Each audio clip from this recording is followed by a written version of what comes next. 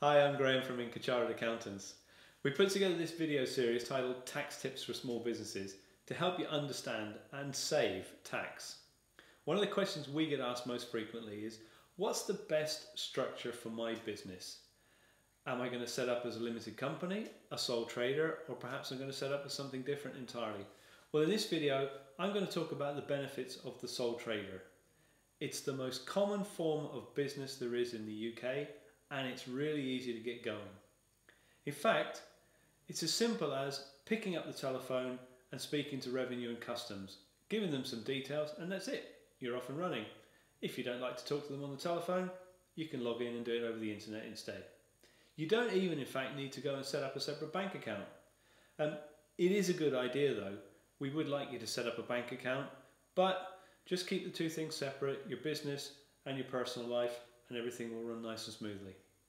Sole trader is a great situation for you if, like many small business owners, you can't stand paperwork and administration. It needs less structure to operate. You are the business. The money in one account is your money. The money in another account is your money. You can move it backwards and forwards whenever you want. There's no issue associated with that. It's yours. Do with it as you wish.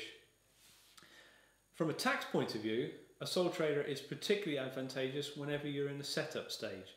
So perhaps you've just come out of employment, set up your own business, and you've had to incur cost, expenses to get the thing going, and maybe you haven't got your first customers or very few. So you're actually running at a loss. We can use those losses to claw back tax you've paid elsewhere. Now, if you were paying tax at 40 or 50%, that can be a huge advantage. And of course, taking time to get going, having that extra cash in your pocket can be a great benefit to you when you're running your business.